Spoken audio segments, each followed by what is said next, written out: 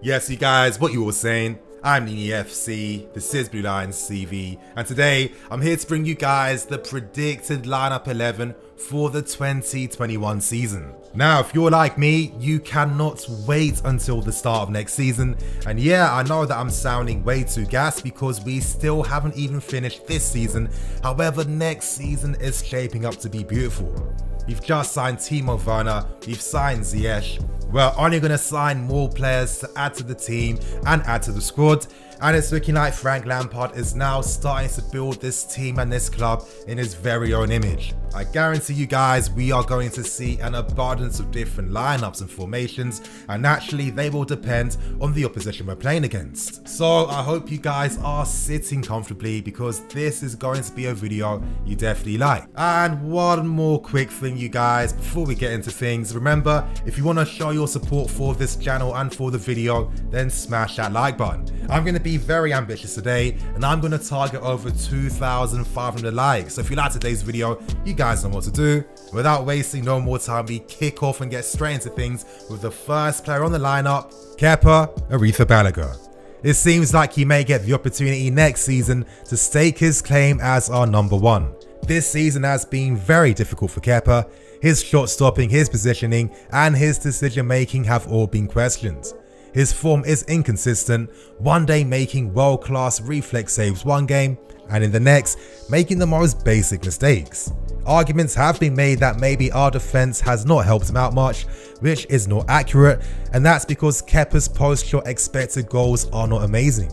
He's underperforming severely in this metric, and I think a lot of this comes down to the decision making, which for me varies depending on the confidence that Kepa's in.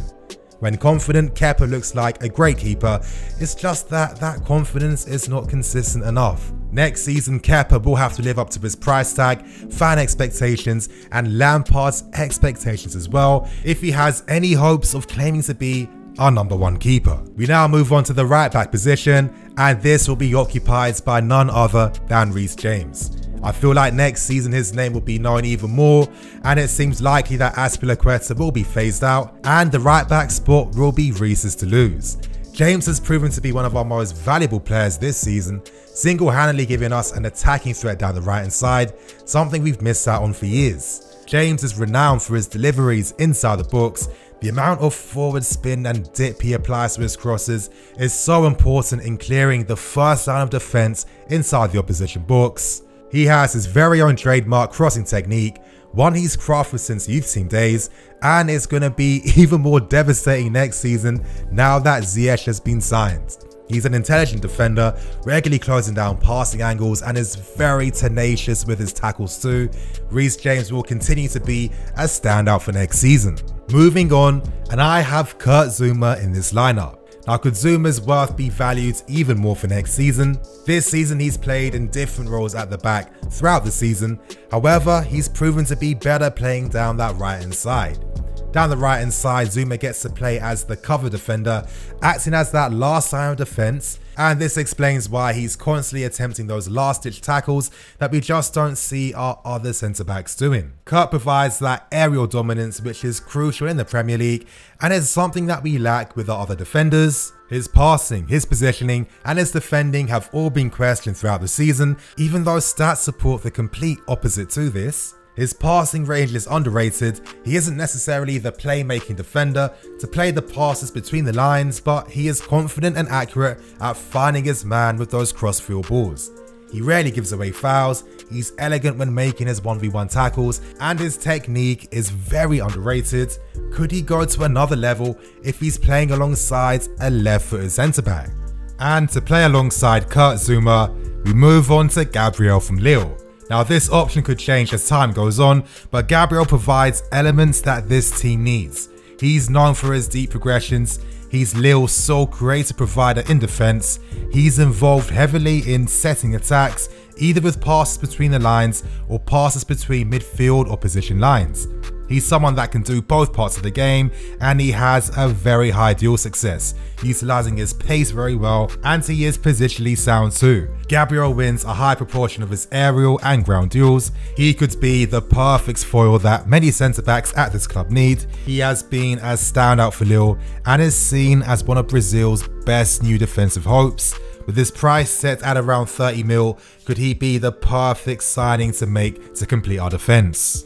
And to complete this back four, I have Tagliafico filling up that left back position. With Chilwell's valuation preventing any move at this point in time, it seems the answer to our problems would only cost half the amount. Tagliafico will be someone you hear me mention more. He's an energetic, technically capable, duel-winning fullback. What makes Tagliafico stand out is his confidence and his proactive style.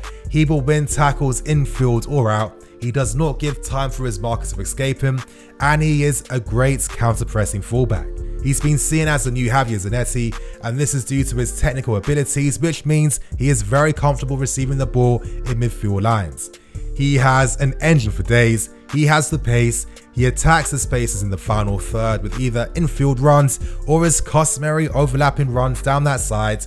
He would be the perfect foil for a Ziyech crossfield pass.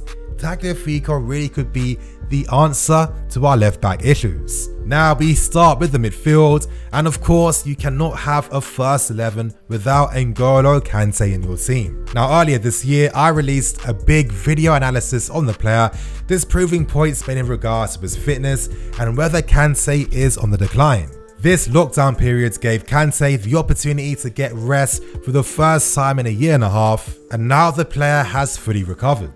Kante is one of the best midfield players in the world. He is an exceptional ball-winning midfield player, yet he is not world-class only due to his defensive game. Due to playing further up the field, it has only improved his ability to receive on the half-turn and play vertical passes with more conviction. His counter-pressing abilities are going to be crucial for next season. He will give our fullbacks a platform to bomb forward, as well, and most importantly, improving our abilities to defend in counter-attacks.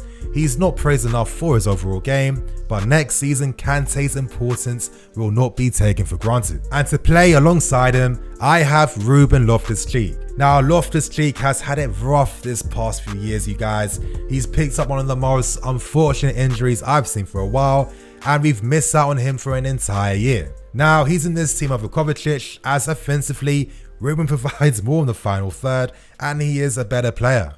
He makes things happen in the final third. He brings that goal threat, that strength, that link-up play, and the speed of passes between the lines. Defensively, he is underrated. Now yes, Kovacic looks a lot more busier due to his hustle-bustle defensive style. However, his defensive game isn't any better. He lets runners in behind constantly and doesn't sense the danger. At least with Ruben, he can use his strength to give us an advantage at winning the first ball, and once he wins that, you can imagine him to carry the ball and drive forwards. RLC is going to bring the added class and ability to our midfield, and for me personally, he's the only player I've seen match up to Hazard's standards, and that's when it comes to influencing and making the team play much better.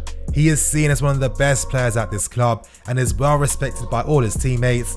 Next season is the time for Loftus-Cheek to fully demonstrate his capabilities. Now we move on to our attack, and of course it's going to be fueled by our new summer signing in Hakim Ziyech. Ziyech brings that creativity that has sorely been lacked. We witnessed firsthand how devastating Ziyech's left foot can be versus Ajax at home, where Ziyech had a standout game. He brings that fantasy. It's either with a complex through ball, a switch of play, or a long shot from outside the box. The player is a dead ball specialist, either from set pieces or open play. You can imagine the type of service he is gonna bring to our attack. Not only does he assist and score, he does both parts of the game. He's known for his hard work, his ability to drag runners and to press, and he fits him in Lampard's ethos for this team. He upgrades the right hand side, and his partnership with Reece James is going to be key. It's going to be amazing, and it's going to be helpful at helping us unlock deep defenses.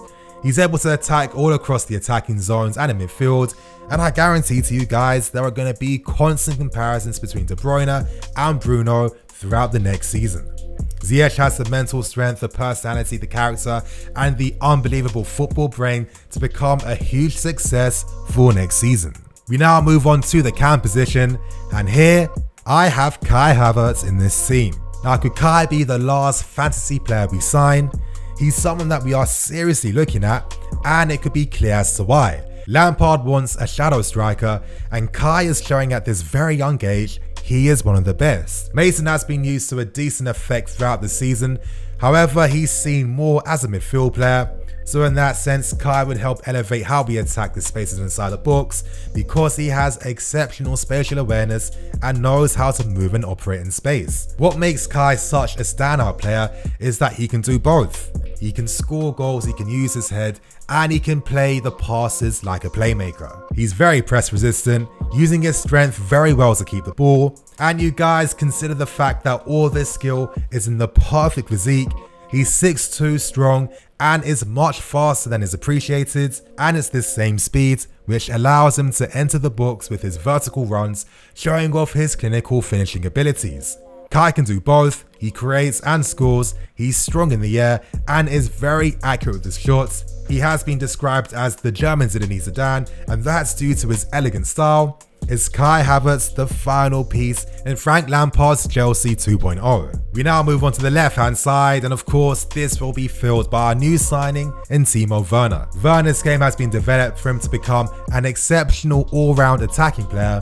He's become comfortable at receiving the ball between the lines, and he's the last player that you want to give free space to. His signing elevates the fast, counter-pressing style that Lampard wants us to have. He wants us to create and score more goals as quickly as possible, and this will suit Werner perfectly. The left-hand channel is his favourite, where he has the space to go 1v1 and use his pace to devastating effects. Werner has a powerful shot. He hits the ball with dip and with power, making it very hard for keepers to handle. With the creativity provided by the right hand side, Werner will benefit even more from this added quality. He can play in a 2 and as a wide forward, and it seems that Lampard has finally signed his man to get those goals from the wide areas. And you guys, complete this final predicted 11, I have Tammy Abraham leading the line.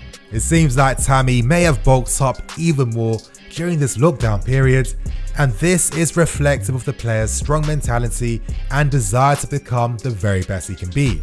Now, Tammy has had difficulties this season, a lack of support from the fan base at times, and dealing with racism at the start. However, Tammy's mentality has allowed him to overcome it all. He's proving to be an excellent leading striker. His movement is one of the best for his age, and it's no surprise why Luis Suarez noticed this and praised him for it. He can run on the outside, in behind, go man v man against defenses and play with his back to goal, and he's been effective at linking the play. He's providing an excellent platform for our attacking players in the final third. His record has been 1-2 this season, and you have to take into account that he's played a whole month with a foot injury. With more experience at this level, his top quality finishing will only come out even more. Tammy Abraham completes this lineup and completes the fast transitional game that Lampard wants his team to have. And there you guys is my predicted lineup for next season. Yeah, I know it's very ambitious, but come on, we've signed Werner, we've signed Ziyech. We are targeting players to take us to the next level.